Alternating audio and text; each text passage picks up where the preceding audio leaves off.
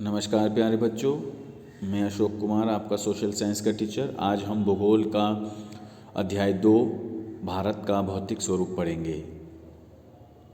तो शुरू करते हैं। याद रखने योग्य बातें। हम इस चैप्टर को करने के लिए सहायक सामग्री का इस्तेमाल कर रहे हैं। आपके पास सहायक सामग्री होगी, आप उसको पढ़िए, साथ में रखिए और क्वेश्चन आंसर भी आपको करने हैं और याद भी करने हैं। तो शुरू करते हैं। प्लेट विवर्तनिक का सिद्धांत क्या है? यह एक ऐसा सिद्धांत है जो भौतिक आकृतियों के निर्माण की व्याख्या करता है।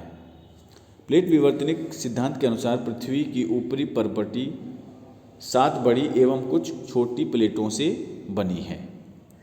हिमालय को नवीन वलित पर्वत कहा जाता है। हिमालय एक पर्वत है और ऐसा पर्वत है जो अभी कुछ समय पहले बना है। अगर हम कुछ समय पहले की बात करें तो ये कई हज़ार सालों पहले की बात है, लेकिन जब से पृथ्वी अस्तित्व में आई है तब से यह बाद में बना पर्वत है, इसीलिए इसको नवीन वलित पर्वत कहा जाता है।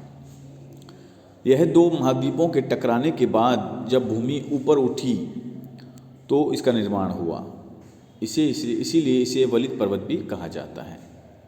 आगे बढ़ते हैं। हिमालय की लंबाई 2400 किलोमीटर है। हिमालय की कुल लंबाई कश्मीर से लेकर अरुणाचल प्रदेश तक 2400 किलोमीटर है और इसकी चौड़ाई की बात करें तो कश्मीर में यह 400 किलोमीटर चौड़ा है, जबकि अरुणाचल प्रदेश में यह 150 किलोमीटर चौड़ा है। तो इसकी चौड़ाई जो है कश्मीर में ज़्यादा चौड़ा है और अरुणाचल प्रदेश तक पहुँचते पहुँचते इसकी चौड़ाई कम होती चली जाती है। आगे बढ़ते हैं। देशांतरी विस्तार के अनुसार हिमालय को 3 श्रेणियों में बांटा जाता है: हिमाद्री, हिमाचल और शिवालिक। पूर्वांचल पटकाई, नागा, मेजो तथा मणिपुर की पहाड़ियों से मिलकर बनता है। पूर्वांचल की जो पहाड़ियाँ हैं वो पूर्वांचल पटकाई, नागा, मेजो तथा मणिपुर की पहाड़ियों से मिलकर बनता है। अनाई-मोदी पश्चिमी घाट की सबसे ऊंची पर्वत श्रृंखला है, शिखर है, जिसकी ऊंचाई 2695 मीटर है, जबकि महेंद्रगिरी पूर्वी घाट का सबसे ऊंची शिखर है, जिसकी ऊंचाई 1501 मीटर है। अनाई-मोदी केरल में पाई जाती है। यह पश्चिमी घाट की सबसे ऊंची पर्वत शिखर है, जबकि महेंद्रगिरी पूर्वी घाट का सबसे ऊंचा शिखर है, जिसकी ऊंचाई 1501 मीटर है। आगे बढ़ते हैं। प्रायद्वीपीय पठार का वह क्षेत्र जहाँ काली मृदा या काली मिट्टी पाई जाती है वह दक्कन ट्रैप कहलाता है। जहाँ पर काली मिट्टी पाई जाती है उसे दक्कन ट्रैप कहा जाता है। लक्षद्वीप का नाम 1973 में पड़ा। इससे पहले उसका नाम लकाद्वीप, मिनिकॉय और एमेन द्वीप कहा जाता था। लकाद्वीप, मिनिकॉय और एमेन द्वीप कहा जाता था, लेकिन 1973 में इसका नाम बदलकर लक्षद्वीप कर दिया गया। आगे है। दोआब का क्या अर्थ है? दोआब का अर्थ है 2 नदियों के बीच की भूमि। 2 नदियों के बीच की जो ज़मीन है उसे दोआब कहा जाता है। चिल्का झील भारत में खारे पानी की सबसे बड़ी झील है और यह उड़ीसा में स्थित है। नदी के सागर में मिलने से पहले उसके प्रवाह में हल्का सा अवरोध, हल्का सा गति का कम हो जाना आने पर मलबे का निक्षेपण यानी कि मलबा इकट्ठा हो जाने लगता है। इससे अवसाद कीचड़ जमा होकर एक त्रिभुजाकार रूप ले लेता है। जो अवसाद, जो कीचड़ जमा है वो जमा होकर त्रिभुज का आकार ले लेता है, जिसे डेल्टा कहा जाता है। उसे क्या कहा जाता है? डेल्टा। यानी कि जब नदी धीरे हो जाती है तो वह वहाँ पर उसमें कीचड़ इकट्ठे होने लगते हैं और वह जो आकृति बना लेता है त्रिभुज के रूप की, उसको डेल्टा कहा जाता है। हिमाचल में पाए जाने वाले प्रमुख दर्रे कौन कौन से हैं? काराकोरम दर्रा, रोहतांग दर्रा, वुर्जिल दर्रा, जोलीला दर्रा, पीर पंजाल दर्रा और शिपकिला दर्रा। तो ये हिमाचल में पाए जाने वाले प्रमुख दर्रे हैं: काराकोरम दर्रा, रोहतांग दर्रा, वुर्जिल दर्रा, जोलीला दर्रा, पीर पंजाल दर्रा और शिपकिला दर्रा। आगे चलेंगे। हिमालय पर्वत श्रृंखला भारत का जो भौतिक वितरण है वो किस प्रकार दिखाया जा सकता है? सबसे पहले उत्तर में उत्तरी मैदान हिमालय पर्वत श्रृंखला आएगी, उसके नीचे उत्तरी मैदान, उत्तरी मैदान में आएंगे पंजाब, हरियाणा, दिल्ली, उत्तर प्रदेश, मध्य प्रदेश, ये क्षेत्र आ जाएंगे। उसके बाद हिमालय पर्वत श्रृंखला की बात करें तो इसमें कश्मीर, उत्तराखंड, हिमाचल प्रदेश, अरुणाचल प्रदेश इत्यादि क्षेत्र आएंगे, राज्य आएंगे। अब हम बात करते हैं उत्तरी मैदान के नीचे हम आएंगे भारतीय मरुस्थल। पश्चिमी भारत में पाया जाता है भारतीय मरुस्थल, राजस्थान में पूरा रेतीला इलाका है। उसके बाद प्रायद्वीपीय पठार जो दक्षिण भारत का हिस्सा है, जिसमें तमिलनाडु, केरल, आंध्र प्रदेश, महाराष्ट्र ये राज्य आते हैं प्रायद्वीपीय पठार में। और फिर उसके बाद तटीय मैदान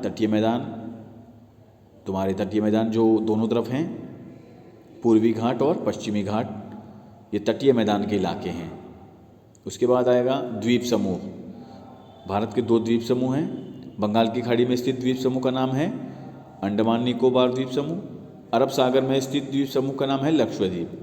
तो इस प्रकार भारत का ये भौतिक वितरण है। ठीक है, आगे बढ़ेंगे हम क्वेश्चन आंसर की तरफ चलते हैं। पहला क्वेश्चन है, हिमालय के रूप में ऊपर उठने के कारण किस समुद्र की समाप्ति हुई थी? तो इसका उत्तर है टेथिस सागर। अगला प्रश्न है, भारत में हिमालय का सबसे ऊंचा पर्वत शिखर कौन सा है? तो इसका आंसर है कंचनजंगा जिसकी ऊंचाई है 8,595 मीटर। ठीक है, अगला प्रश्न चलेंगे हम।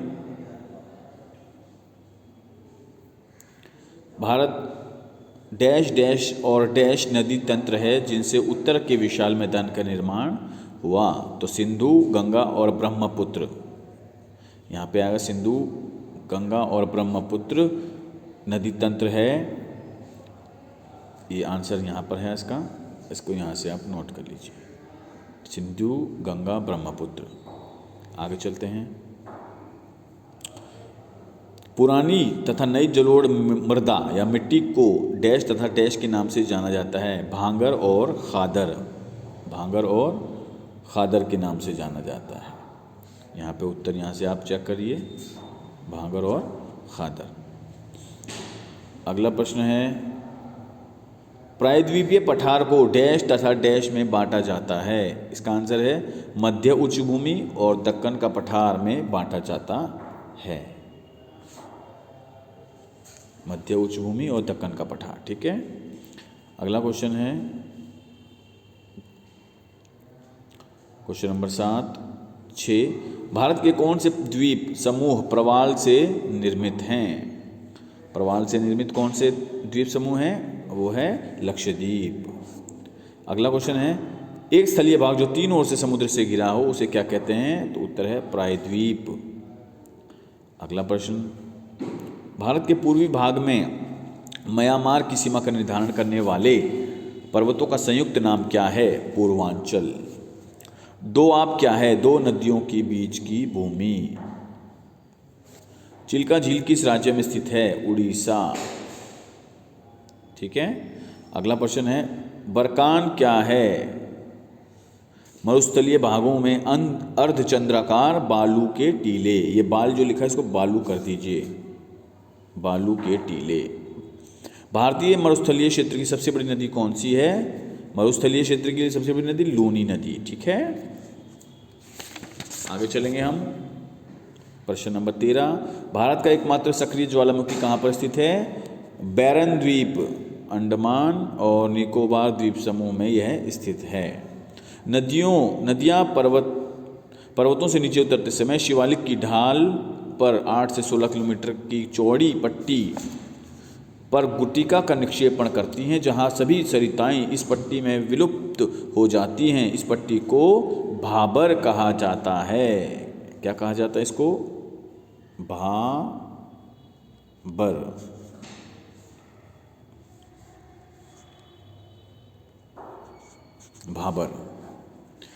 अगला है, भारत के दक्षिण में सरिताएं तथा नदियां पुनः निकल आती हैं तथा दलदली क्षेत्रों का निर्माण करती है। इस क्षेत्र को तराई कहा जाता है। तराई, ठीक है, आंसर तराई कहा जाता है।